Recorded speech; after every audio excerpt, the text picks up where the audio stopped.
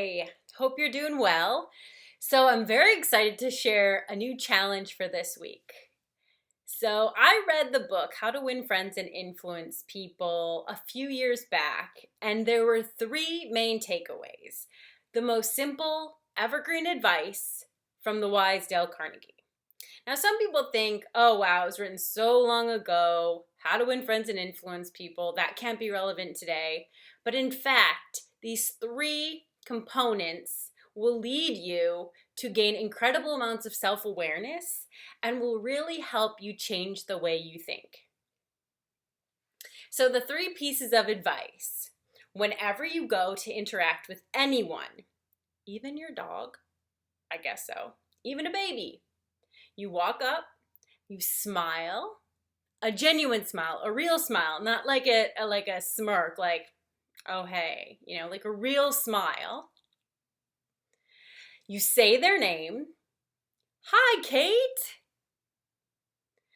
There's a whole thing about remembering names that we like to make excuses about. Like, I'm not good with names, I'm sorry. When the truth is that we just don't prioritize learning a name.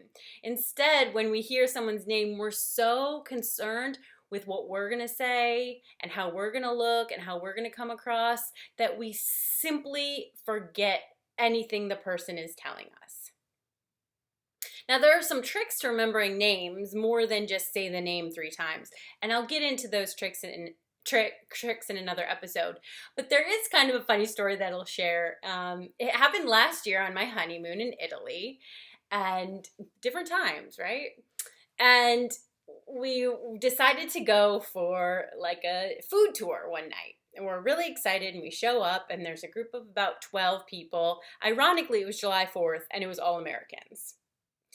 But so we get in this circle, the classic get in a circle, everyone go around, say your name, and tell us something about yourself. Actually, why don't you tell us what food you're most excited to eat in Italy? Immediately, social anxiety sets in. I often notice I have trouble like saying my name, like getting words out, So it goes around, it comes to me, I say, hi, I'm Kate. Nailed it, so proud of myself. Then I said, I'm so excited to eat the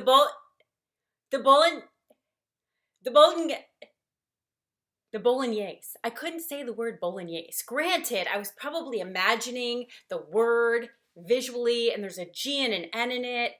And even though I've said the word bolognese so many times, and it's literally one of my favorite foods of all time since I was a young child, I couldn't say the word. It's because the social anxiety of the situation then led to me saying the word incorrectly. So my fear actually happened. It wasn't about me saying my name, but it was actually me saying the food. So my husband likes to bring that up ever so often, like bolognese. Anyways, it's fun. We joke about it, but it's a good reminder to me that when you're so anxious in the moment, you're focusing so much on what you're going to say, you're going to mess up, and you're not going to actually pay attention to what's most important, and that's learning people's names. So smile, say their name, and then let them talk. Letting them talk is harder than you'd imagine. Maybe some of you have done this kind of game or challenge before, but the idea is don't interrupt someone. And the crazy things happen when you actually try not to interrupt is you all of a sudden become so aware of how many times you complete the sentence for someone. You interrupt. You're so quick to say, no, that's wrong, and you don't hear people out. This is exactly what I used to do for most of my life. I was such an impatient child and always wanted to be right and perfect. I wanted to have the right answer even before they said it. And then I started noticing I would complete the sentence for someone because I was like, all right, let's hurry it up. And they would say, no, actually, that's not what I was going to say. And I was like, I got it wrong? And then when I was wrong, I was like, oh my gosh, how could I be not perfect, right? And so in this challenge, when you stop, you smile, you say their name, you let them talk.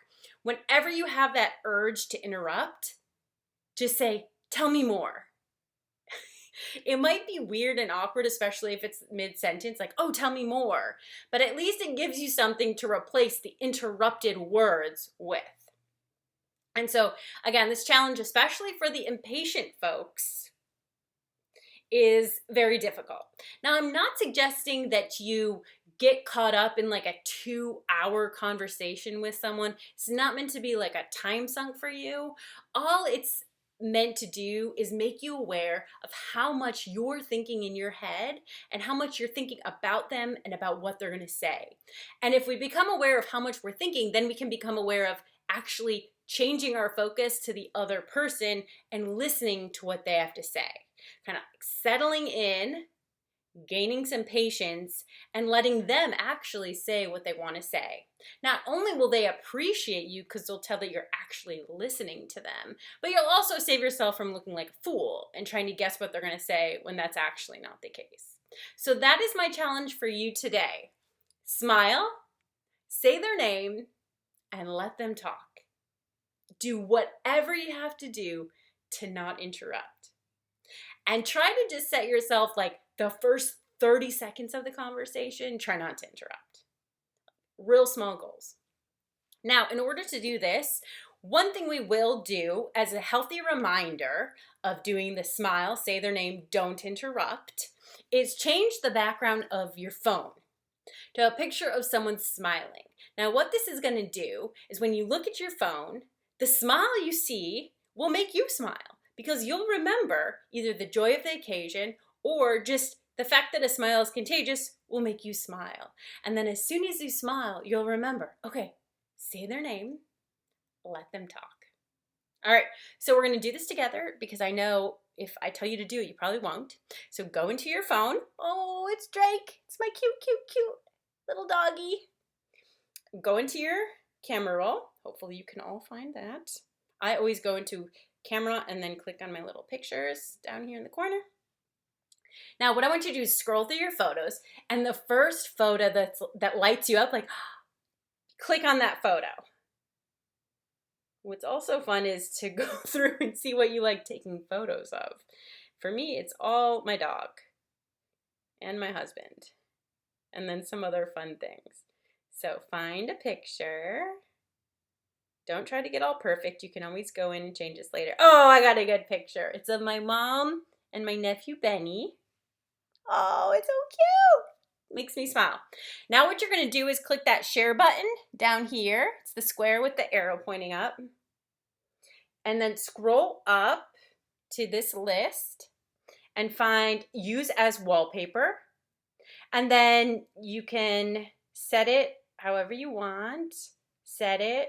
And then you can either choose lock screen or home. So the lock is when it's kind of by itself, and when you pick it up, that's the screen that appears, and then you type in your code. And then the home screen is when you're already in your email and stuff. That's the background. So there's two separate ones. So pick one of those or both, and then click out of it, whichever, and see if your photo is there. So there's my photo. And so now this is a reminder. So it's important to reset something. So now it's a reminder. Every time I look at my phone and I see this picture, I'm like, okay, it's not about me anymore. I'm just going to smile, acknowledge the person, and just let them talk. And when I have the urge to interrupt, I say, tell me more. Tell me more about that. I hope you enjoyed it. Hope you learned something, and good luck on your challenge. Keep me posted.